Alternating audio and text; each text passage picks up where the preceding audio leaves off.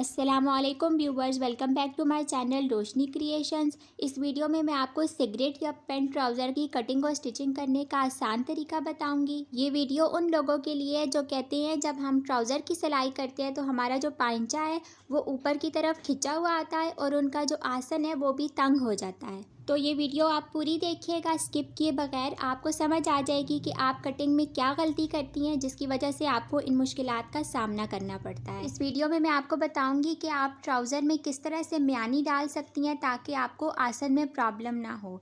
तो जो ट्राउज़र का मैंने कपड़ा लिया है वो 2.5 मीटर का है। इसके साथ मैं पिंटक्स भी बनाऊंगी और लेस भी लगाऊंगी। लेस मैंने ये शटल लेस ली है, इसकी चौड़ाई 4 से 5 इंच है।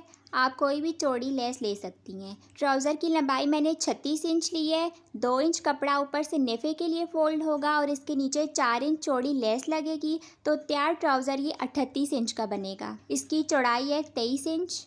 अब इस कपड़े को इस तरह से मैं डबल कर रही हूँ। आप अपने नाप के हिसाब से ही ट्राउज़र की लंबाई और चौड़ाई लेंगी।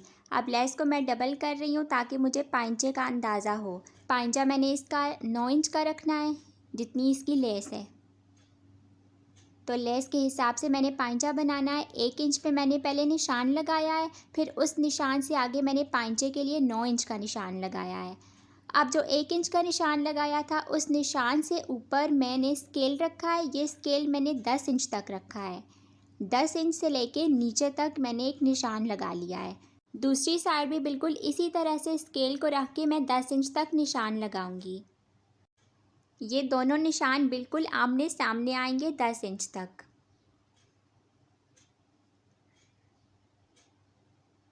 ये निशान लग गया है। अब मैं इसकी कटिंग कर लूँगी।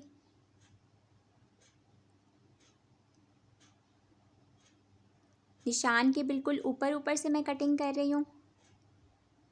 ये कटिंग करने के बाद फिर मैं म्यानी का कपड़ा भी काटूँगी।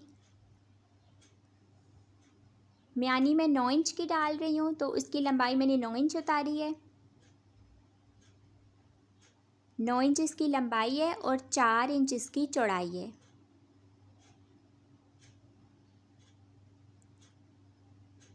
ये देखें 4 इंच इस कपड़े की चौड़ाई है। इस कपड़े को मैंने डबल किया है। लंबाई चौड़ाई उतारने के बाद इसको दोबारा से डबल करना है। डबल करने के बाद अब मैं निशान लगाऊंगी। ये देखें इस तरह से हमने इसके ऊपर निशान लगाना है। निशान लगाने के बाद इसकी कटिंग करनी है।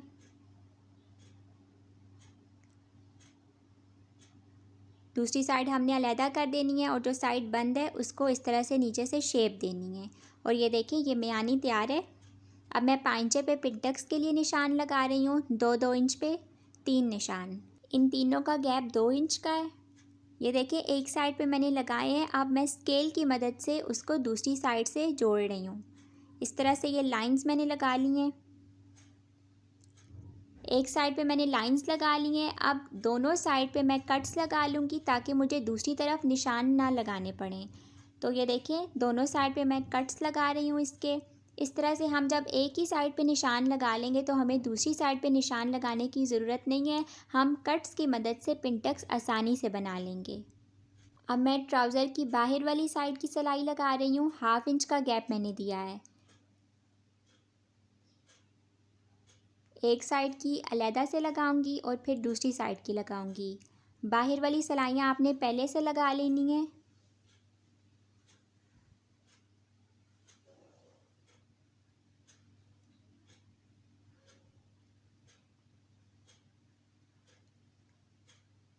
नीचे तक ये सिलाई लगा ली है मैंने।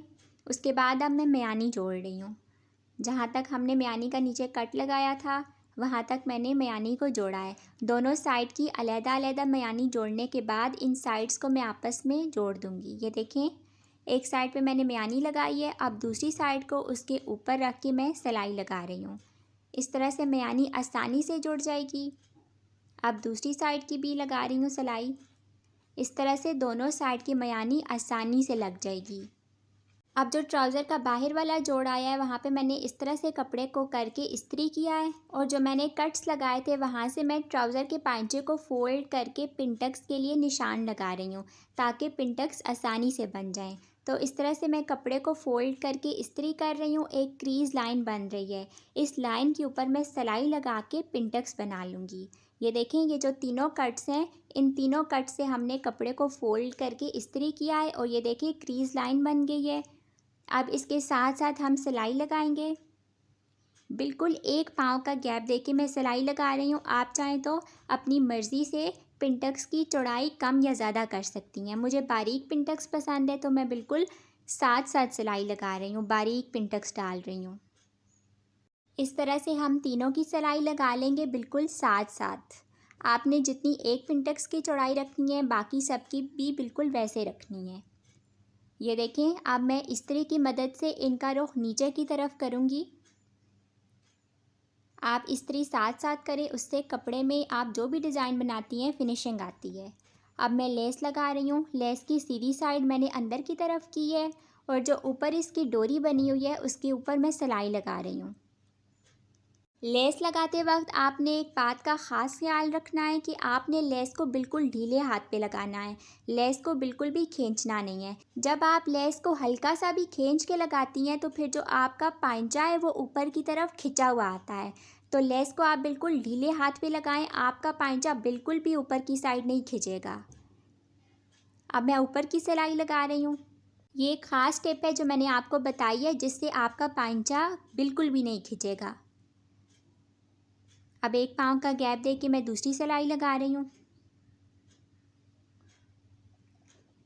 ये सिलाई लगाने के बाद अब मैं ट्राउज़र की साइड की सिलाई लगा रही हूँ और साइड की सिलाई लगाने से पहले आप एक बात का ख़ास ख्याल रखिए कि जो नीचे लेस का कट वर्क है वो बिल्कुल दोनों साइड का ऊपर नीचे आए, यानी कि आमने सामने आए। अगर लेस का कट वर्क आगे पीछे हो गया तो फिर आपके सारे पांचे की लुक ख़राब आएगी। और साथ ही आप पिंटक्स को भी देख लें कि पिंटक्स दोनों साइड के बिल्कुल ऊपर नीचे आए।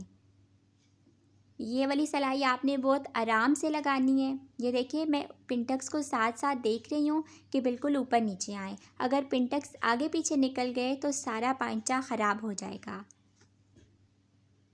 साइड से मैंने 1 इंच का गैप रखा है।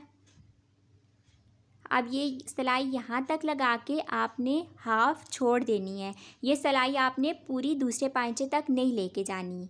ये एक ख़ास टिप है। अगर आप इस तरह से करेंगी तो आपका जो आसन है वो बिल्कुल भी नहीं खिंचेगा। आप देखिए, दूसरी सिलाई मैं दूसरे पांचे से लगा के लेके आ रही हूँ। अगर आपने एक पांचे से लगानी शुरू की और दूसरे पांचे पे उसका एंड किया तो जो आसन है वो ख़राब आएगा। तो एक पांचे की सिलाई पहले आप हाफ लगाएं, यानी कि आसन तक लगाएं, फिर दूसरी सिलाई आप दूसरे पांचे से लगा के लेके आएँ। उसके बाद अब मैं नेफ़ा बनाऊंगी। नेफ़े के लिए मैंने जितनी वेस्ट मुझे चाहिए थी उस हिसाब से मैंने इलास्टिक को काटा है। इलास्टिक चौड़ी है, 1 इंच इसकी चौड़ाई है। डबल करके मैं इसकी सिलाई लगा रही हूँ। उसके बाद इसको इस तरह से नेफ़े में रख के नेफ़े का कपड़ा हमने डबल करना है और फिर सिलाई लगानी है। कई तरह के नेफ़े बनाना मैं आपको पहले सिखा चुकी हूँ, आप मेरी वो वीडियोस देख सकते हैं। इस तरह से जब हम नेफ़ा बनाती हैं तो हमारा नेफ़ा बहुत ज़्यादा सफाई से आता है।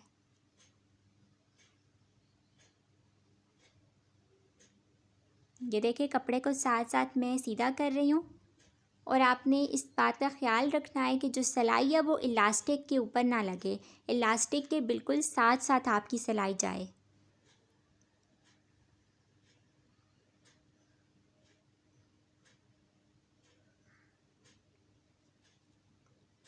आप ट्राउज़र पे बेल्ट भी डाल सकती हैं, वो भी मैं आपको पहले सिखा चुकी हूँ।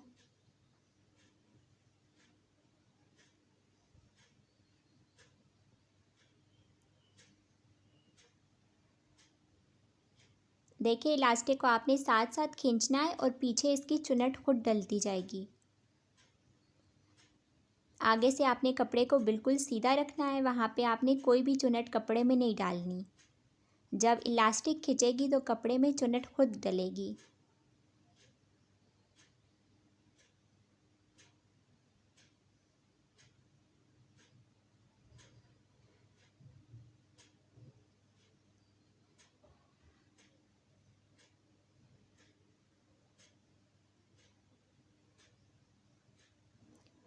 ये सिलाई यहाँ तक लगाने के बाद इसके ऊपर अब मैं दूसरी सिलाई लगाऊंगी। दूसरी सिलाई मैं सेंटर में लगा रही हूँ और देखें आगे से मैं इसको बिल्कुल खींच के सीधा करती हूँ। जो चुन्नट डली हुई है वो मैं निकाल देती हूँ। कपड़े को इस तरह से खींचना है आपने आगे की तरफ से।